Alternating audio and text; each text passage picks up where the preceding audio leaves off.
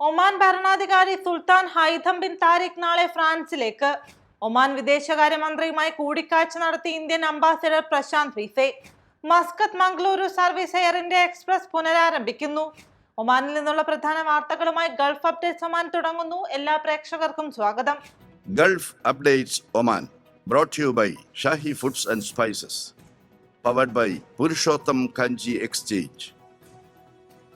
Oman ഭരണാധികാരി Sultan Haitham bin Tariq June 28 ഞായറാഴ്ച ഫ്രാൻസിലേക്ക് ഔദ്യോഗിക സന്ദർശനം നടത്തും. ഫ്രഞ്ച് പ്രസിഡന്റ് ഇമാനുവൽ മാക്രോണിന്റെ പ്രത്യേക ക്ഷണപ്രകാരമാണ് സന്ദർശനം. ഞായർ, തിങ്കൾ ദിവസങ്ങളിലാണ് സുൽത്താന്റെ ഫ്രാൻസ് പര്യടനമെന്ന് റോയൽ കോർട്ട് ദിവാൻ പ്രസ്താവനയിൽ അറിയിച്ചു. ഒമാനും ഫ്രാൻസും തമ്മിലുള്ള ദൃഢമായ സൗഹൃദ ബന്ധം പ്രതിഫലിപ്പിക്കുന്നതാണ് ഈ സന്ദർശനം. ഇരു രാജ്യങ്ങളും തമ്മിൽ നിലവിലുള്ള സഹകരണം വിവിധ മേഖലകളിൽ കൂടുതൽ ശക്തിപ്പെടുത്തുകയാണ് സുൽത്താന്റെ സന്ദർശന ലക്ഷ്യം. ഉഭയകക്ഷി ബന്ധങ്ങൾ ഇരു രാജ്യങ്ങളുടെയും താൽപര്യങ്ങൾക്കനുസരിച്ച് വികസിപ്പിക്കുന്നതിനുള്ള വഴികൾ തേടാനും പ്രാദേശിക അന്തർദേശീയ വിഷയങ്ങളിൽ ഇരു നേതൃത്വങ്ങളും തമ്മിലുള്ള കൂടിയാലോചനകളും ഏകോപനങ്ങളും തുടരാനും ഈ സന്ദർശനം അവസരമൊരുക്കും. ഒമാനിലെ പുതിയ ഇന്ത്യൻ അംബാസിഡറായി നിയമിതനായ പ്രശാന്ത് വിസെ തന്റെ ഔദ്യോഗിക അധികാരപത്രത്തിന്റെ പകർപ്പ് ഒമാൻ വിദേശകാര്യമന്ത്രി സയ്യിദ് ബദൻ ബിൻ ഹമദ് അൽ ബുസൈദിക്ക് കൈമാറി. വെള്ളിയാഴ്ച വിദേശകാര്യ മന്ത്രാലയ ആസ്ഥാനത്ത് വെച്ചായിരുന്നു കൂടിക്കാഴ്ച. പുതിയ അംബാസിഡറെ സ്വാഗതം ചെയ്ത വിദേശകാര്യമന്ത്രി അദ്ദേഹത്തിന്റെ നയതന്ത്ര ദൗത്യത്തിന് എല്ലാവിധ വിജയാശംസകളും നേർന്നു.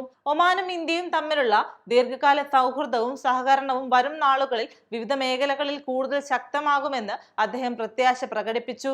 ചടങ്ങിൽ വിദേശകാര്യ മന്ത്രാലയത്തിലെ GCC പ്രാദേശിക സഹകരണ വകുപ്പ് മേധാവി അംബാസിഡർ ഷെയ്ഖ് അഹമ്മദ് ബിൻ ഹാഷിൽ അൽ മസ്കരി, പ്രോട്ടോകോൾ വിഭാഗം മേധാവി അംബാസിഡർ നജീബ് ബിൻ യഹിയ അൽ ബലൂഷി എന്നിവരും ഇരു രാജ്യങ്ങളിലെയും മറ്റു ഉദ്യോഗസ്ഥരും പങ്കെടുത്തു. മസ്കത്തിൽ നിന്ന് മംഗളൂരുവിലേക്കുള്ള എയർ ഇന്ത്യ എക്സ്പ്രസ് സർവീസുകൾ ജൂലൈ 2 മുതൽ പുനരാരംഭിക്കുന്നു. ഒരു വർഷത്തോളമായി നിർത്തിവെച്ച സർവീസാണ് പുനരാരംഭിക്കുന്നത്.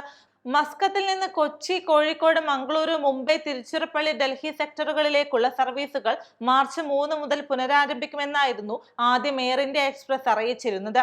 എന്നാൽ മേഖലയിൽ സംഘർഷം തുടരുന്നതോടെ ഈ പ്രഖ്യാപനം റദ്ദാക്കുകയായിരുന്നു.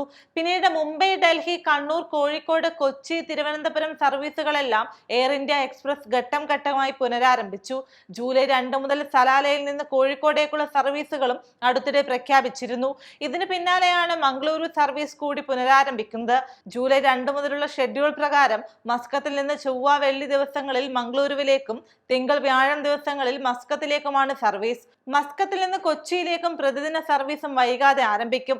അതേസമയം സലാലയിൽ നിന്ന് കോഴിക്കോട്ടേക്കുള്ള സർവീസ് പുനരാരംഭിക്കുന്നുണ്ടെങ്കിലും കൊച്ചി സർവീസിന്റെ കാര്യത്തിൽ തീരുമാനമായില്ല. മസ്കത്തിൽ നിന്നുള്ള തിരുച്ചിറപ്പള്ളി സർവീസും പുനരാരംഭിക്കുന്നത് ഇനിയും വൈകുമെന്നാണ് എയർ ഇന്ത്യ എക്സ്പ്രസ് അധികൃതർ നൽകുന്ന സൂചന. യാത്രക്കാർക്ക് എയർ ഇന്ത്യ എക്സ്പ്രസിന്റെ വെബ്സൈറ്റിൽ വിമാനങ്ങളുടെ ഏറ്റവും പുതിയ status പരിശോധിക്കാനാകും.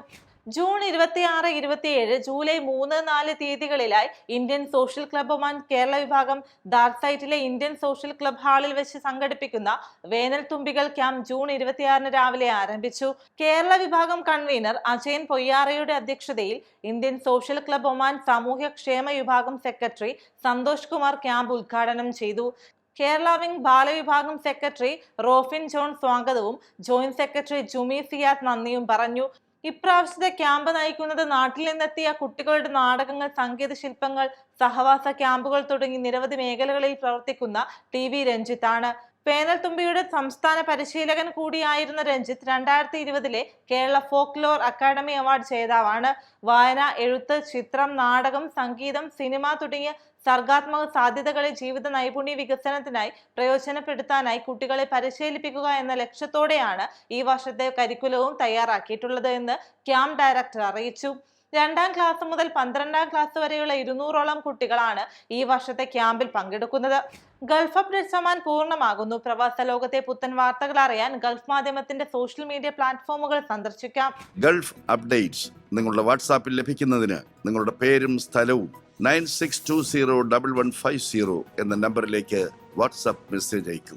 Gulf updates Oman brought to you by Shahi foods and spices, powered by Purushottam Kanji exchange.